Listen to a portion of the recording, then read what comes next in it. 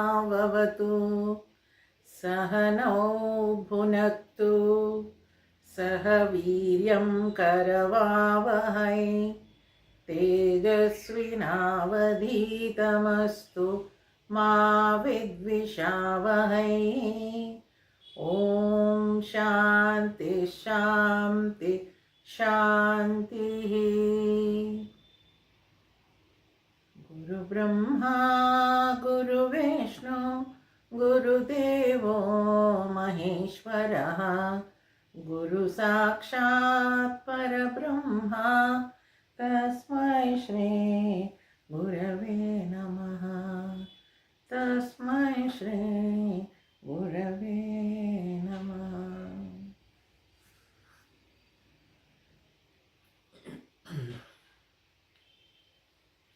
ಭಗವದ್ಗೀತೆಯ 2ನೇ ಅಧ್ಯಾಯ ನೋಡ್ತಾ ಇದ್ದೀವಿ.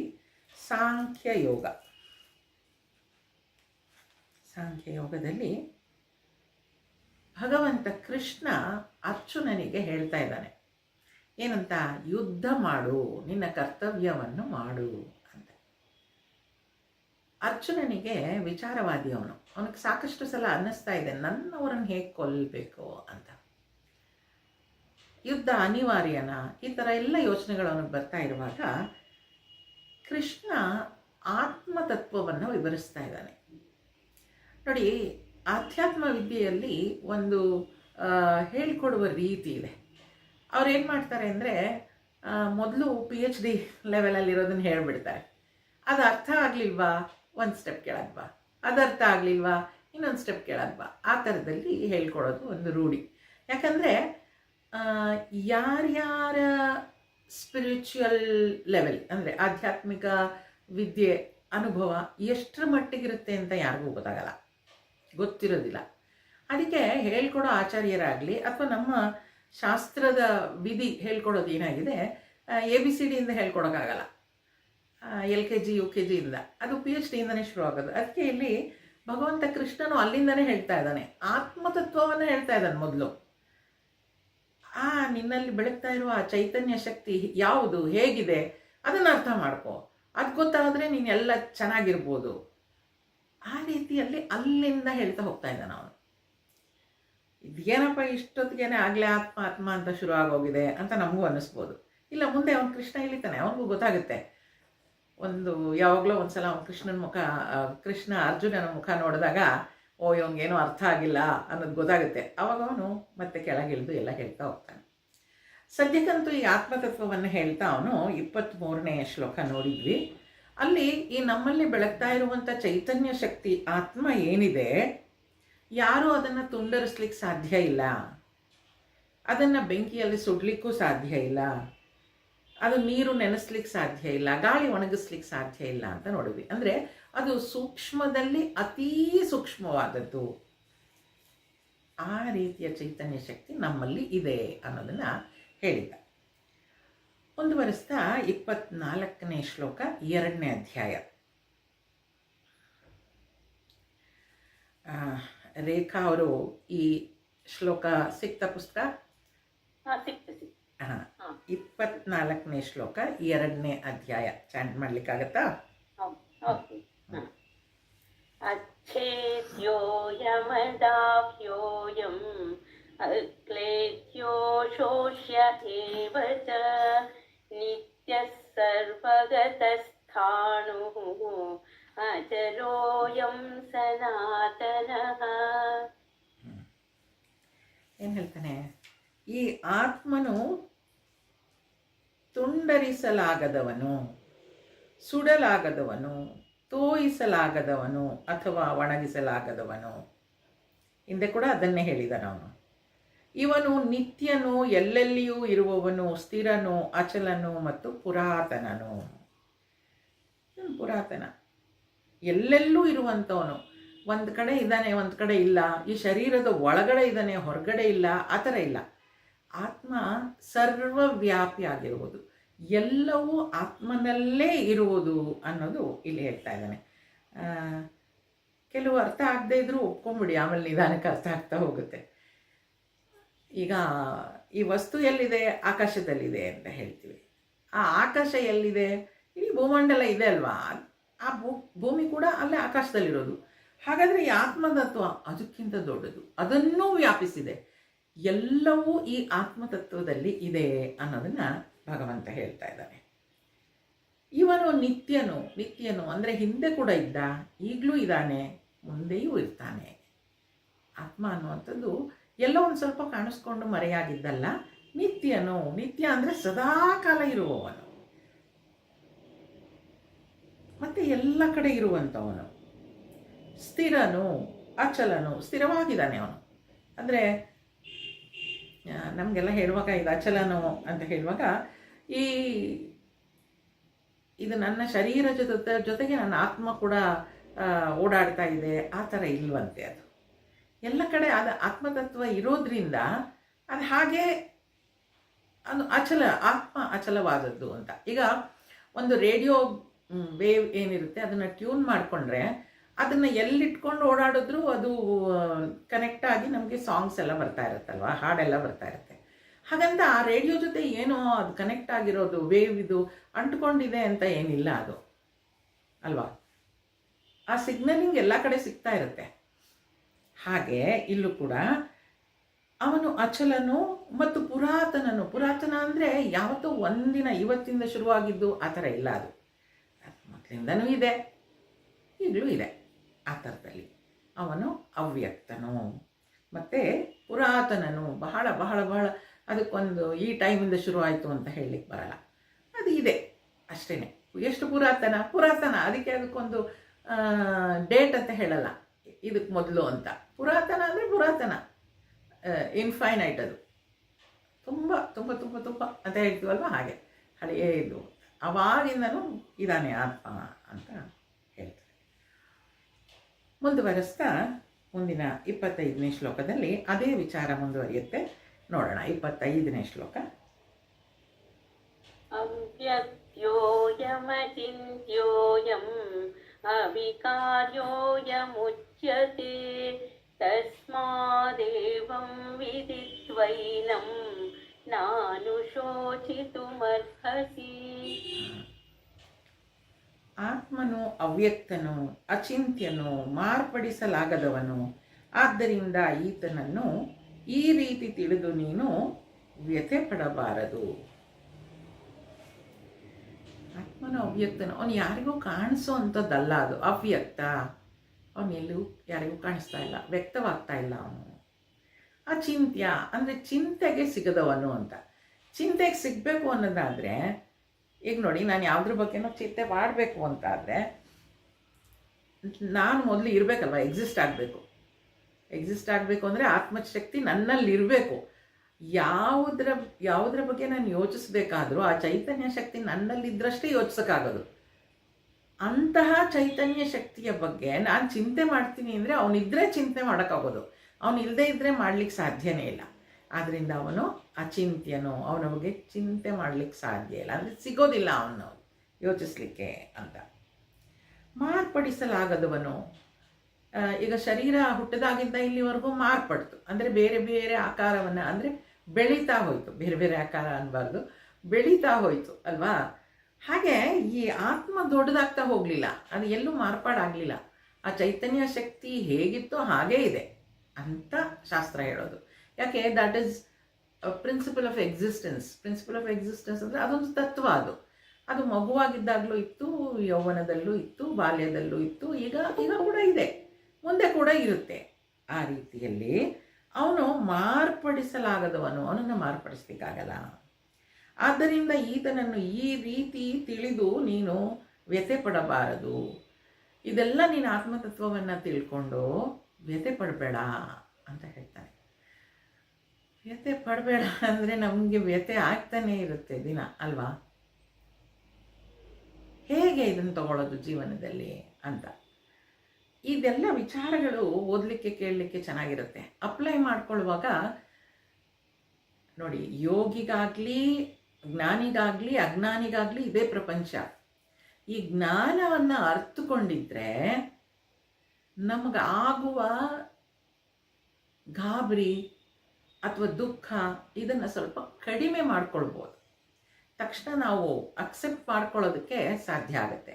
ಹೇಗೆ ಅಂತಂದರೆ ನೋಡಿ, ಆತ್ಮ ಎಲ್ಲ ಕಡೆ ಇರುವಂಥವನು, ಅವನು ಮಾರ್ಪಾಡಾಗ್ಲಿಕ್ಕೆ ಸಾಧ್ಯ ಇಲ್ಲ. ಈ ಶರೀರ ಮೊದಲು ಇತ್ತು, ಅದು ಬದಲಾವಣೆಗೊಳಗಾಗಿದೆ, ಒಂದಿನ ಬಿಟ್ಟು ಹೋಗುತ್ತೆ. ಇದು ಅದರ ಪ್ರಕೃತಿ ಅನ್ನೋದು ನಮಗೆ ಅರ್ಥ ಆಗುತ್ತೆ. ನಮಗೆ ಒಪ್ಕೊಳ್ಳೋದು ಸ್ವಲ್ಪ ಕಷ್ಟ ಆಗುತ್ತೆ, ಅದನ್ನು ಒಪ್ಕೊಳ್ಬೇಕು. ಹಾಗೆ ಇಲ್ಲಿ ಅರ್ಜುನನಿಗೆ ಕೂಡ ಅವನೇ ಹೇಳ್ತಾ ಇರೋದು, ನೀನು ಇದನ್ನು ತಿಳ್ಕೊಂಡು ವ್ಯಥೆ ಪಡಬೇಡ. ಯಾಕೆ?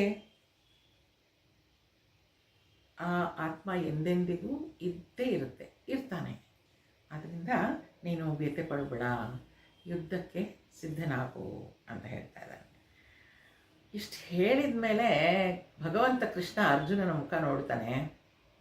ಅರ್ಜುನನಿಗೆ ಸಮಾಧಾನ ಆಗಿರೋದಿಲ್ಲ. ನಮ್ಮ ಮುಖಗಳ ಥರನೇ ಇರುತ್ತೆ ಅವನು.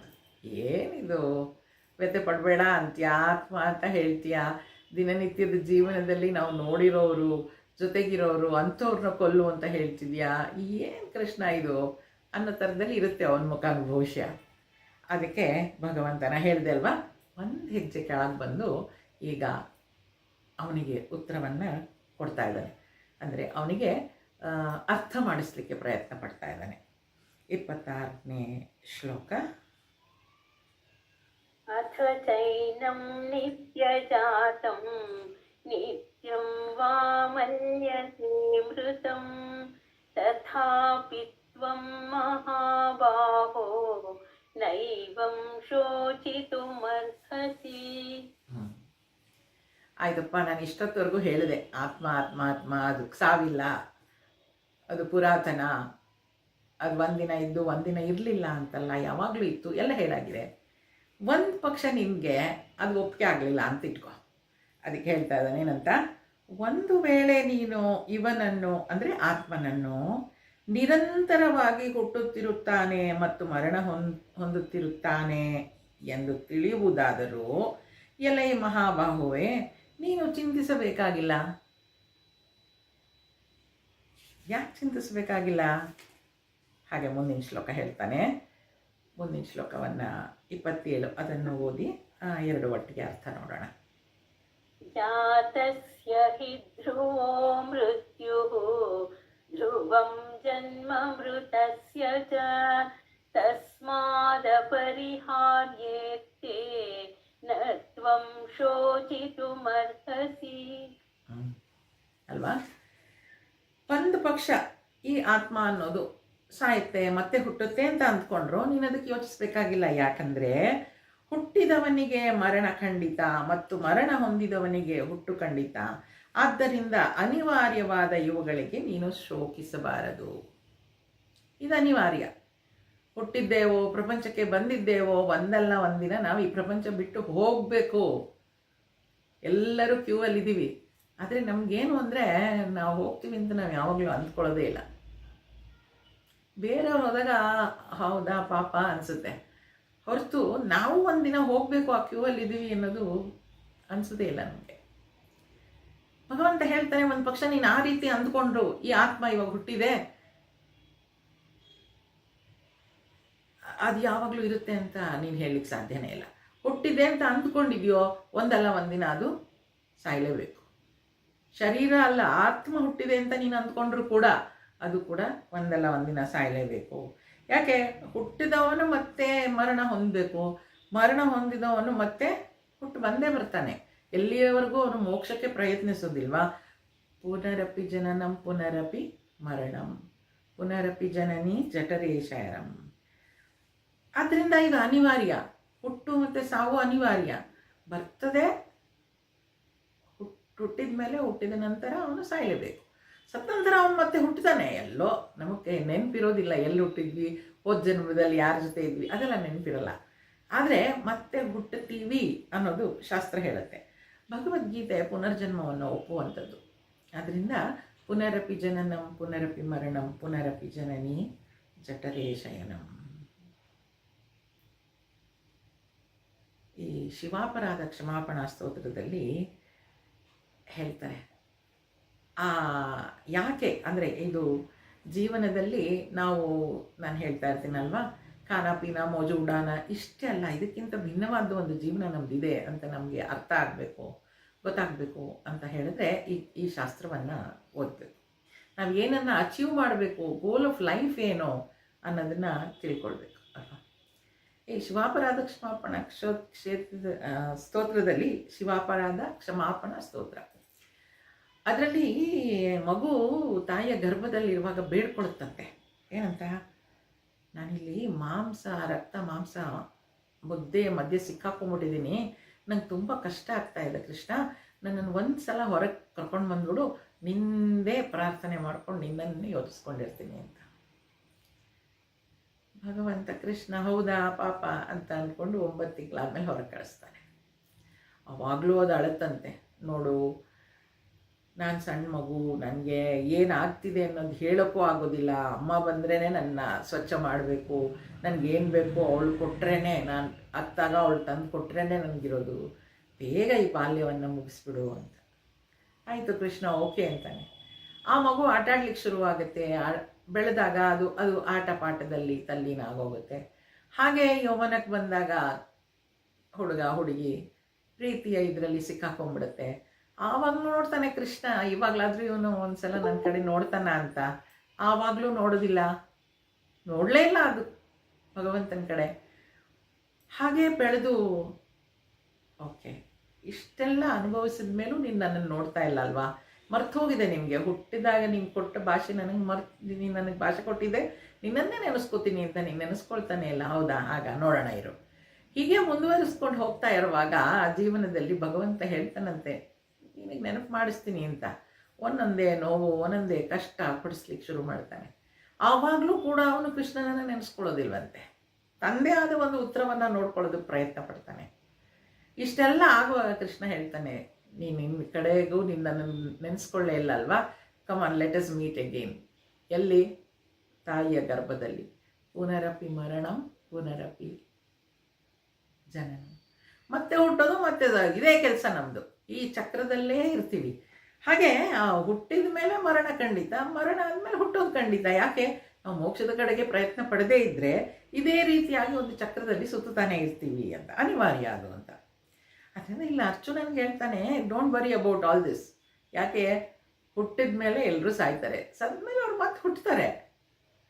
What is the big deal ಅಂತ ಕೃಷ್ಣ ಹೇಳ್ತಾ ಇರೋದಿಲ್ಲಿ. ಆದ್ದರಿಂದ ಇವುಗಳಿಗೆ ನೀನು ಶೋಕಿಸಬಾರದು ಅಂತ ಹೇಳ್ತಾನೆ. ಹೇಗ್ರಿ ಶೋಕಿಸದೆ ಇರೋಕ್ಕಾಗತ್ತೆ? ಕಷ್ಟ ನೋಡಿ. ಪ್ರಪಂಚದಲ್ಲಿರುವಾಗ ಪ್ರಾಕ್ಟಿಕಲ್ಲಾಗಿ ಯೋಚನೆ ಮಾಡೋಣ, ಎಲ್ಲರಿಗೂ ನೋವಾಗೇ ಆಗತ್ತೆ. ನೋವು ಪಡಲೇಬೇಡಿ ಅಂತ ನಾನು ಹೇಳೋದಿಲ್ಲ, ಶಾಸ್ತ್ರ ಹೇಳ್ತಿದೆ ಶೋಕಿಸಬೇಡ ಅಂದರೆ ಓಕೆ ನನಗೇನು ಆಗಬಾರ್ದು ಹಾಗೆ ಅಂದ್ಕೊಳ್ಬಾರ್ದು. ಪ್ರತಿಯೊಂದು ನೋಡಿ, ನಮ್ಮಲ್ಲಿ ಭಾವನೆಗಳಿದೆ, ಭಾವನೆಗಳಿದ್ರೇ ಜೀವನ ಇರೋದು. ಸ್ಪಂದಿಸಬೇಕು ಪ್ರತಿಯೊಂದಕ್ಕೂ. ಕಷ್ಟ ಇದೆಯಾ ಸುಖ ಇದೆಯಾ ಎಲ್ಲದಕ್ಕೂ ಸ್ಪಂದಿಸಬೇಕು. ಸ್ಪಂದಿಸಿದ ಮೇಲೆ ಮತ್ತೆ ನಾನು ವಾಪಸ್ ನನ್ನ ರೆಗ್ಯುಲರ್ ಪರಿಸ್ಥಿತಿಗೆ ವಾಪಸ್ ಬರಬೇಕು. ಅದರಲ್ಲೇ ಯಾವಾಗಲೂ ಗೋಳಾಡ್ತಾ ಇದ್ದರೆ ಸಾಧ್ಯ ಇಲ್ಲ. ಅದಕ್ಕೆ ಏನು ಬೇಕೋ ಎಲ್ಲ ವ್ಯವಸ್ಥೆಯನ್ನು ಮಾಡಿಕೊಟ್ಟು ನನ್ನ ಪರಿಸ್ಥಿತಿ, ನನ್ನ ಸ್ಥಿತಿ ಏನಿದೆ ಅದನ್ನು ನಾನು ಸರಿ ಮಾಡಿಕೊಳ್ಬೇಕು. ಪರಿಸ್ಥಿತಿಯನ್ನು ಬದಲಾಯಿಸ್ಲಿಕ್ಕೆ ಸಾಧ್ಯ ಇಲ್ಲ. ಯಾಕೆ? ಅದು ಬರರ ಕೈಲಿರೋದು, ಪರಿಸ್ಥಿತಿ ಅಂತ ಅದಕ್ಕೆ ಹೇಳೋದು. ಆ ಸ್ಥಿತಿಯಂತ ನೋಡಿಕೊಂಡು ಕೂಡ ನನಗೆ ನಾನು ಸಮಾಧಾನ ಮಾಡಿಕೊಂಡು, ಹೇಗೆ ಸಮಾಧಾನ ಮಾಡ್ಕೊಳ್ಳೋದು? ಪ್ರಾರ್ಥನೆ ಒಂದೇ ಅದಕ್ಕೆಲ್ಲ ದಾರಿ. ಪ್ರಾರ್ಥಿಸ್ತಾ ಹೋಗೋದು, ಭಗವಂತ ಅವ್ರಿಗೆ ಏನು ಒಳ್ಳೆಯದಾಗತ್ತೆ ಅದನ್ನು ಮಾಡು, ಅವ್ರಿಗೇನು ಒಳ್ಳೆಯದಾಗತ್ತೆ ಅದನ್ನು ಮಾಡು ಅಂತ ಹೇಳಿ ಪ್ರಾರ್ಥನೆ ಮಾಡ್ಕೊಳ್ಳೋದು. ಯಾಕೆ? ಯಾರಿಗೆ ಯಾವ್ದು ಒಳ್ಳೆಯದು ಅಂತ ನಮಗೆ ಏನು ಗೊತ್ತಿದೆ ಅಲ್ವಾ? ಭಗವಂತ ಎಲ್ಲರಿಗೂ ಒಳ್ಳೆಯದನ್ನು ಮಾಡು ಅಂತ ಹೇಳಿ ಪ್ರಾರ್ಥನೆಯನ್ನು ಮಾಡ್ಕೊಳ್ಳೋದು. ಈ ರೀತಿ ಮಾಡಿಕೊಂಡಾಗ ಶೋಕ ಕಡಿಮೆ ಆಗತ್ತೆ. ಆದರೆ ಇಲ್ಲಿ ಕೃಷ್ಣ ಅರ್ಜುನರು ಬಹಳಷ್ಟು ಜ್ಞಾನವಂತರು, ಮತ್ತು ಅರ್ಜುನ ಸಾಕಷ್ಟು ಯುದ್ಧಗಳನ್ನು ಮಾಡಿರೋನು, ಎಲ್ಲ ಗೊತ್ತಿರೋನು. ಅದರಿಂದ ಅವನಿಗೆ ಇವುಗಳಿಗೆ ನೀನು ಶೋಕಿಸಬೇಡ ಅಂತ ಡೈರೆಕ್ಟಾಗಿ ಹೇಳ್ಬಿಡ್ತಾ ಇದ್ದಾನೆ, ಡೋಂಟ್ ವರಿ ಅಂತ. ಮುಂದುವರಿಸ್ತಾ 28ನೇ ಶ್ಲೋಕ. ಅವ್ಯಕ್ತಾದೀನಿ ಭೂತಾನಿ ವ್ಯಕ್ತಮಧ್ಯಾನಿ ಭಾರತ ಅವ್ಯಕ್ತ ನಿಧನಾನ್ಯೇವ ತತ್ರ ಕಾ ಪರಿದೇವನಾ. ಹೌದಾ? ಏನಂತ ಈಗ ನೀನು ಶೋಕಿಸಬಾರ್ದು. ಯಾಕೆ ಶೋಕಿಸಬಾರ್ದು? ಇಲ್ಲಿ ಹೇಳ್ತಿದ್ದಾನೆ ನೋಡಿ. ಆದಿಯಲ್ಲಿ ಅವ್ಯಕ್ತವಾಗಿದ್ದ ಜೀವಿಗಳು ವ್ಯಕ್ತವಾದಂತೆ ಗೋಚರಿಸಿ ಕೊನೆಗೆ ನಿಧನವಾದ ಬಳಿಕ ಅವ್ಯಕ್ತ ಸ್ಥಿತಿಗೆ ಹಿಂದಿರುಗುವುದು. ಈ ವಿಷಯದಲ್ಲಿ ದುಃಖವೇಕೆ? ಸಮುದ್ರದಲ್ಲಿ ನೀರು ಯಾವಾಗಲೂ ಇತ್ತು.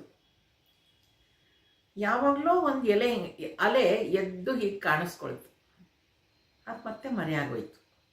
ಮತ್ತೊಂದು ಅಲೆ ಎದ್ದು ಕಾಣಿಸ್ಕೊಳ್ತು, ಮತ್ತೆ ಮರೆಯಾಗೋಯ್ತು.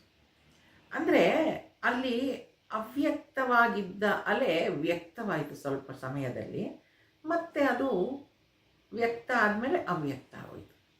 ಹಾಗೆ ಈ ಆತ್ಮ ಅನ್ನೋದು ಏನಿರುತ್ತೆ ಅದು ಈ ಶರೀರದ ಜೊತೆಗೆ ತಾದಾತ್ಮ್ಯವನ್ನು, ಸಂಪರ್ಕವನ್ನು ಹೊಂದಿದಾಗ ವ್ಯಕ್ತ ಆಯಿತು. ವ್ಯಕ್ತ ಆಯಿತು ಅಂತಂದ್ರೆ ಏನು? ಒಂದು ಮಗುವಾಗಿ ಹುಟ್ಟಿತು. ಆತ್ಮ ಇತ್ತು, ಪಂಚಭೂತಗಳಿತ್ತು. ಆ ಪಂಚಭೂತಗಳಿಂದ ಆದ ಶರೀರ ಎರಡು ಒಂದಾದಾಗ ಎರಡೂ ಅವ್ಯಕ್ತವಾಗಿತ್ತು, ಈಗ ವ್ಯಕ್ತ ಆಗಿದೆ, ಅಂದರೆ ಕಾಣಿಸ್ಕೊಳ್ತಾ ಇದೆ. ಆದಿಯಲ್ಲಿ ಅವ್ಯಕ್ತವಾಗಿದ್ದ ಜೀವಿಗಳು, ಆತ್ಮ ಅವ್ಯಕ್ತವಾಗಿತ್ತು ಅಂದರೆ ನಾವು ಹುಟ್ಲಿಕ್ಕೆ ಮೊದಲು ಏನಾಗಿತ್ತು, ಆತ್ಮ ಎಲ್ಲಿತ್ತು ಏನೋ ಗೊತ್ತಿಲ್ಲ. ಆದರೆ ಈಗ ವ್ಯಕ್ತ ಆಗ್ತಾ ಇದೆ. ವ್ಯಕ್ತವಾದಂತೆ ಗೋಚರಿಸಿ ವ್ಯಕ್ತ ಆಗಿದೆ, ಈಗ ವ್ಯಕ್ತ ಆದಂತೆ ಗೋಚರಿಸ್ತಾ ಇದೆ. ಕೊನೆಗೆ ನಿಧನವಾದ ಬಳಿಕ ಅವ್ಯಕ್ತ ಸ್ಥಿತಿಗೆ ಹೊರಟೋಗುತ್ತೆ. ನಿಧನ ಆಗೋದು ಅಂತಂದ್ರೆ ಏನು? ಈ ಶರೀರ ಬಿದ್ದು ಹೋಗೋದು. ಈ ಶರೀರ ಬಿದ್ದು ಹೋಗೋದು ಅಂದ್ರೇನು? ಪಂಚಭೂತಗಳಿಂದ ಬಂದ ದೇಹ ಮತ್ತೆ ಪಂಚಭೂತಗಳಲ್ಲಿಯೇ ಲೀನ ಆಗೋಗುತ್ತೆ. ಪಂಚಭೂತಗಳಲ್ಲಿ ಲೀನ ಆಗೋದ್ಮೇಲೆ ಆತ್ಮತತ್ವ ಅಲ್ಲೇ ಇರುತ್ತೆ ಅದು. ಹಾಗಾಗಿ ಅದು ವ್ಯಕ್ತ ಆಯಿತು, ಮತ್ತೆ ಅವ್ಯಕ್ತ ಆಯಿತು, ಮತ್ತಿನ್ನೆಲ್ಲೋ ವ್ಯಕ್ತ ಆಗುತ್ತೆ, ಮತ್ತೆ ಅವ್ಯಕ್ತ ಆಗುತ್ತೆ, ಕಾಣಿಸ್ಕೊಳುತ್ತೆ ಮತ್ತೆ ಕಣ್ಮರೆ ಆಗುತ್ತೆ, ಕಾಣಿಸ್ಕೊಳುತ್ತೆ ಮತ್ತೆ ಕಣ್ಮರೆ ಆಗುತ್ತೆ.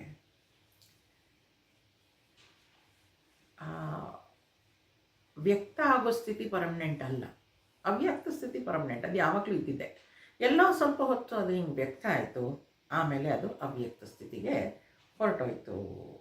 ಈ ವಿಷಯದಲ್ಲಿ ದುಃಖ ಏಕೆ ಅಂತ ಹೇಳ್ತಾರೆ. ಇದಕ್ಕೆಲ್ಲ ಉದಾಹರಣೆ ಕೊಡುವಾಗ ಮಡಿಕೆ, ಎಷ್ಟೊಂದು ಮಡಿಕೆಗಳಿದ್ದಾವೆ. ಆ ಮಡಿಕೆಯಲ್ಲೂ ಆಕಾಶ ಇದೆ. ಆ ಒಂದು ಮಡಿಕೆ ಒಡೆದು ಹೋದರೆ ಅದು ಮತ್ತೆ ಮಣ್ಣಲ್ಲಿ ಸೇರಿ ಮಣ್ಣಾಗೋಗುತ್ತೆ. ಆಕಾಶ ಎಲ್ಲಾದರೂ ಹೋಯ್ತಾ? ಇಲ್ಲ, ಅಲ್ಲೇ ಇದೆ. ಹಾಗಾದರೆ ಮಣ್ಣೆಲ್ಲೋಯ್ತು? ಮಣ್ಣಲ್ಲೇ ಇದೆ. ಆ ಮಣ್ಣು ಇದ್ದಾಗ ಈ ಮಡಿಕೆ ಅನ್ನೋದು ವ್ಯಕ್ತ ಆಗಿರಲಿಲ್ಲ. ಹಾಗಾದರೆ ಮಡಿಕೆ ಎಲ್ಲಿತ್ತು? ಮಡಿಕೆ ಮಣ್ಣಲ್ಲಿ ಅವ್ಯಕ್ತವಾಗಿತ್ತು. ಯಾವಾಗ ಅದು ಮಡಿಕೆ ರೂಪ ತಗೊಳ್ತೋ, ಈಗ ಆ ಮಣ್ಣು ವ್ಯಕ್ತ ಆಗಿದೆ ಅಷ್ಟೆ, ಕಾಣಿಸ್ತಾ ಇದೆ ನಮಗೆ ಮಡಿಕೆ ಅಂತ. ಹೀಗೆ ತಿಳ್ಕೊಂಡ್ಮೇಲೆ ಅದು ಮಣ್ಣಿರೋದು ಮಡಿಕೆ ಆಗುತ್ತೆ, ಮತ್ತೆ ಅದು ಒಡೆದಾಗ ಮತ್ತೆ ಮಣ್ಣಾಗೋಗುತ್ತೆ. ಹೀಗೆ ಇರುವಾಗ ಇಂಥ ವಿಷಯದಲ್ಲಿ ದುಃಖ ಯಾಕೆ ಅಲ್ವಾ? ಎಷ್ಟು ಸರಳ ನೋಡಿ. ಇಂಥ ವಿಷಯಕ್ಕೆ ದುಃಖ ಯಾಕೆ ಪಡ್ತೀಯಾ? ಹುಟ್ಟಿದವರೆಲ್ಲ ಸಾಯಲೇಬೇಕು. ಆ ಆತ್ಮ ಅನ್ನೋದು ಶರೀರದ ಜೊತೆ ಸೇರಿಕೊಂಡಾಗ ಅದು ವ್ಯಕ್ತ ಆಯಿತು, ಈಗ ಇಲ್ಲ ಅಷ್ಟೇ. ಒಂದು ಬಲ್ಬ್ ಬರ್ನ್ ಆಯಿತು ಅಷ್ಟೇ. ಹಾಗಂತ ಕರೆಂಟ್ ಇಲ್ವಾ? ಅಲ್ಲಿ ಕರೆಂಟ್ ಇದೆ, ಆದರೆ ಬಲ್ಬ್ ಬರ್ನ್ ಆಯಿತು ಅಷ್ಟೇ. ಈ ವಿಷಯಕ್ಕೆ ಯಾಕೆ ದುಃಖ ಪಡ್ತೀಯಾ ಅಂತ ಹೇಳ್ತಾ ಇದ್ದಾನೆ. ಮುಂದುವರಿಸ್ತಾ 29ನೇ ಶ್ಲೋಕ. ಆಶ್ಚರ್ಯವತ್ ಪಶ್ಯತಿ ಕಶ್ಚಿದೇನಂ ಆಶ್ಚರ್ಯವತ್ ವದತಿ ತಥೈವ ಚಾನ್ಯಃ ಆಶ್ಚರ್ಯವಚ್ಚೈನಮನ್ಯಃ ಶೃಣೋತಿ ಶ್ರುತ್ವಾಪ್ಯೇನಂ ವೇದ ನ ಚೈವ ಕಶ್ಚಿತ್. ಈ ಆತ್ಮನ ಬಗ್ಗೆ ಎಲ್ಲರಿಗೂ ಒಂದು ಆಶ್ಚರ್ಯ, ಅದನ್ನೇ ಹೇಳ್ತಾ ಇದ್ದಾರೆ ಇಲ್ಲಿ. ಏನಂತ? ಯಾರಿಗೂ ಇದ್ರ ಬಗ್ಗೆ ಸರಿಯಾಗಿ ಗೊತ್ತಿಲ್ಲ. ಒಬ್ಬ ಈತನನ್ನು ಅದ್ಭುತದಂತೆ ಕಾಣುತ್ತಾನೆ, ಮತ್ತೊಬ್ಬ ಅದ್ಭುತದಂತೆ ಹೇಳುತ್ತಾನೆ, ಮಗದೊಬ್ಬ ಅದ್ಭುತದಂತೆ ಕೇಳುತ್ತಾನೆ. ಹೀಗೆ ಹೇಳಿದ ಮೇಲೂ ಯಾರೂ ಈತನನ್ನು ಸರಿಯಾಗಿ ಅರ್ಥ ಮಾಡಿಕೊಳ್ಳಲಾರರು. Thank you ಅನ್ಬೇಕೀಗ ಕೃಷ್ಣಕ್ಕೆ. ಇಷ್ಟೊತ್ತು ಕೇಳಿದ್ಮೇಲೂ ನಮಗೇನು ಅರ್ಥ ಆಗಿರಲಿಲ್ಲ. ಯಾಕೆ ನಮಗೇನು ಅರ್ಥ ಆಗಿಲ್ಲ? ಅವನೇ ಹೇಳ್ಬಿಟ್ಟ. ಡೋಂಟ್ ವರಿ, ಅರ್ಥ ಆಗಲ್ಲ ಅದು ಅಂತ. ಯಾಕೆ ನೋಡಿ, ಸ್ವಾಮೀಜಿಯವರೆಲ್ಲ ಈ ಶ್ಲೋಕ ಹೇಳುವಾಗ ಹೇಳ್ತಾರೆ, ಈ ಪಿಕ್ಚರ್ಗಳಲ್ಲೆಲ್ಲ ನೀವು ನೋಡಿದರೆ ರಾಘವೇಂದ್ರ ಮಹಾತ್ಮೆ ಇರಲ್ಲ, ಅಲ್ಲಿ ಯಾರಾದರೂ ಶರೀರ ಬಿಟ್ಟರೆ ನೀವು ನೋಡ್ತೀರಲ್ವ, ಒಂದು ಜ್ಯೋತಿ ಹೀಗೆ ಹೋಗಿ ರಾಘವೇಂದ್ರರ ಇದರಲ್ಲಿ ಪಾದದಲ್ಲಿ ಸೇರ್ಕೊಂಡ್ಬಿಡುತ್ತೆ. ಅದನ್ನೆಲ್ಲ ಪಿಕ್ಚರ್ಗಳಲ್ಲಿ ನೋಡಿದ್ದೀವಲ್ವ. ಹಾಗೆ ಒಬ್ಬ ಈತನನ್ನು ಅದ್ಭುತದಿಂದ ವಿವರಿಸ್ತಾರಂತೆ. ಯಾಕೆ ಅದು ಗೊತ್ತಿಲ್ಲ ಯಾರಿಗೂ, ಹೇಗೆ ಬೇಕಾದರೂ ವಿವರಿಸ್ಬೋದಲ್ಲ. ಗೊತ್ತಿರೋದಕ್ಕಾದರೆ ಇಷ್ಟೇ ನೀನೇನು ತಪ್ಪು ಹೇಳ್ತಿದ್ದೀಯ ಅಂತ ಹೇಳ್ಬೋದು. ಗೊತ್ತಿಲ್ಲದೆ ಇರೋದು ಇಲ್ಲ, ಎಷ್ಟೊಂದಿದೆ ಅದ್ಭುತ. ಲೈಫ್ ಆಫ್ಟರ್ ಡೆತ್ ಓದಿ ನೋಡಬೇಕು. ಆತ್ಮನನ್ನು ಕರೆಸಿದ್ರಂತೆ, ಆತ್ಮನ ಜೊತೆ ಸಂಭಾಷಣೆಯಂತೆ, ಆತ್ಮ ಸಹಾಯ ಮಾಡುತ್ತಂತೆ, ಆತ್ಮ ತೊಂದರೆ ಕೊಡುತ್ತಂತೆ, ಬೇರೆ ಯಾವುದೋ ದೇಹದಲ್ಲಿ ಹೋಗುತ್ತಂತೆ. ಏನು ಅದ್ಭುತ ಅಲ್ವಾ ಅದೆಲ್ಲ, ಏನೇನೋ. ಒಬ್ಬ ಈತನನ್ನು ಅದ್ಭುತದಂತೆ ಕಾಣುತ್ತಾನೆ, ಮತ್ತೊಬ್ಬ ಅದ್ಭುತದಂತೆ ಹೇಳುತ್ತಾನೆ. ಗೊತ್ತಾ ನಿಮಗೆ, ಮೊನ್ನೆ ನಾನು ರಾತ್ರಿ ಹೋಗ್ತಾ ಇರುವಾಗ ಯಾರೋ ಅಲ್ಲಿ ಬಿಳಿ ಸೀರೆ ಉಟ್ಕೊಂಡು ಹೋದಾಗಾಯಿತು, ಗೆಜ್ಜೆ ಶಬ್ದ ಕೇಳ್ತಾ ಇತ್ತು. ನನ್ನ ಆಫೀಸಲ್ಲಿ ಒಬ್ಬರು ಕುಲಕರ್ಣಿ ಅಂತ ಅನಿಸುತ್ತೆ ಇದ್ದರು. ಅವರು ಈ ಥರ ಕಥೆಗಳು ಭಾಳ ಹೇಳೋರು. ಸರ್ ನೀವು ದಯವಿಟ್ಟು ಸುಮ್ಮನಿರಿ ಅಂತ ಹೇಳ್ತಾ ಇದ್ವಿ ನಾವು ಅವ್ರಿಗೆ. ಅದು ಎಲ್ಲಿಂದ ಬರ್ತಿತ್ತು ವಿಚಾರಗಳವ್ರಿಗೆ. ಇಲ್ಲ ಇದೆಲ್ಲ ನಿಜ ಆಗಿರೋದು. ಗೊತ್ತಾ, ನಾನು ಅವತ್ತು ಬೆಳಗ್ಗೆ 6 ಗಂಟೆಗೆ ಆಫೀಸಿಗೆ ಹೋದೆ, ಅಲ್ಲಿ ಯಾರು ನೇಣು ಹಾಕ್ಕೊಂಡ್ಬಿಟ್ಟಿದ್ರು.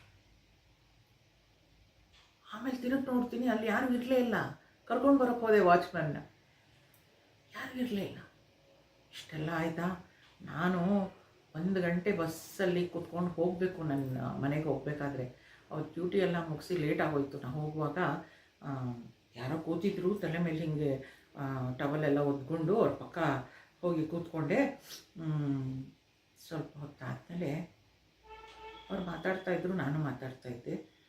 ಸ್ವಲ್ಪ ಹೊತ್ತಾದಮೇಲೆ ಆ ಕಡೆ ತಿರುಗಿ ನೋಡಿದೆ, ಅದು ಬರೀ ಟವಲ್ಲಿದೆ, ಮುಖನೇ ಇಲ್ಲ. ಈ ಥರ ಕತೆಗಳು ನೀವು ಸಾಕಷ್ಟು ಕೇಳಿರ್ಬೋದು. ಒಬ್ಬ ಈತನನ್ನು ಅದ್ಭುತದಂತೆ ಕಾಣುತ್ತಾನೆ, ಮತ್ತೊಬ್ಬ ಅದ್ಭುತದಂತೆ ಹೇಳುತ್ತಾನೆ, ಮಗದೊಬ್ಬ ಅದ್ಭುತದಂತೆ ಕೇಳುತ್ತಾನೆ. ಈಗೆಲ್ಲ ನೀವು ಕೇಳಿದ್ರಲ್ಲ ಹಾಗೆ. ಆ ಆತ್ಮದ ಬಗ್ಗೆ ಅದು ಶರೀರ ಇಲ್ಲ ಅಂತಂದರೆ ಆತ್ಮದ ಬಗ್ಗೆ ಹೇಗೆ ಬೇಕಾದರೂ ಏನೇನೋ ಊಹೆಗಳೆಲ್ಲ ಇದೆ. ಹೀಗೆ ಕೇಳಿದ ಮೇಲೂ ಯಾರು ಈತನನ್ನು ಸರಿಯಾಗಿ ಅರ್ಥ ಮಾಡಿಕೊಳ್ಳಲಾರರು. ಯಾರು ಕೂಡ ಇದನ್ನು ಸರಿಯಾಗಿ ಅರ್ಥ ಮಾಡಿಕೊಳ್ಳಲಿಕ್ಕೆ ಸಾಧ್ಯ ಇಲ್ಲ ಅಂತ ಅವನು ಹೇಳ್ಬಿಟ್ಟಿದ್ದಾನೆ. ಸ್ವಾಮೀಜಿ ಅವ್ರಿಗೇನಾದರೂ ಲೈಫ್ ಆಫ್ಟರ್ ಡೆತ್ ಅಂತ ಕೇಳಿದ್ರೆ ಸಾಕು, ಈ ಶರೀರ ಬಿಟ್ಟ ಮೇಲೆ ಆತ್ಮ ಎಲ್ಲಿ ಹೋಗುತ್ತೆ ಅದನ್ನೇನು ಯೋಚನೆ ಮಾಡಬೇಡ. ಯಾಕೆಂದರೆ ಆವಾಗ ನಿನ್ಗೇನಾಗಿರುತ್ತೆ ಅನ್ನೋದು ಗೊತ್ತಾಗಬೇಕಾಗಿಲ್ಲ. ಈ ಬದುಕಿದೆಯಲ್ಲ, ಆ ಸಮಯದಲ್ಲಿ ನೀನೇನು ಮಾಡಬೇಕು ಅದನ್ನು ನೋಡ್ಕೋ ಸಾಕು ಅಂತ ಹೇಳ್ತಾರೆ.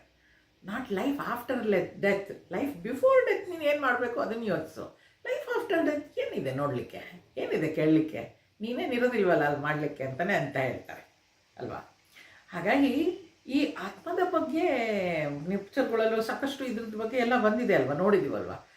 ಅದ್ಭುತವಾಗಿ ಹೇಳ್ತಾರೆ. ಒಂಥರ ಇಟ್ಸ್ ಇಂಟ್ರೆಸ್ಟಿಂಗ್. ಹೌದಾ ಅನ್ಸೋಕ್ಕೆ ಶುರುವಾಗುತ್ತೆ. ಆಧ್ಯಾತ್ಮ ಹೇಳುತ್ತೆ ಇದು ಯಾವುದು ಸರಿಯಾಗಿಲ್ಲ, ಇದು ಸರಿಯಾಗಿ ತಿಳ್ಕೊಂಡಾಗ ಅಲ್ಲ ಅಂತ ಹೇಳ್ಬಿಡ್ತಾ ಇದೆ. ಅದು ಯಾರೂ ಈತನನ್ನು ಸರಿಯಾಗಿ ಅರ್ಥ ಮಾಡಿಕೊಳ್ಳಲಾರರು. ಯಾರೂ ಅರ್ಥ ಮಾಡಿಕೊಳ್ಳೋಕ್ಕಾಗಲ್ಲ. ಈ ಥರ ಊಹಾಪೋಹಿಗಳೇ ಇರುತ್ತೆ ಅಂತ. ಆದರೂ ನಮ್ಗೆ ಅದರಲ್ಲೇ ಆಸಕ್ತಿ ಅಲ್ವಾ. ಅಂದರೆ ಶಾಸ್ತ್ರ ಅದ್ರ ಬಗ್ಗೆ ಹೆಚ್ಚು ವಿವರಣೆಯನ್ನು ಕೊಡಲಿಕ್ಕೆ ಹೋಗಲ್ಲ.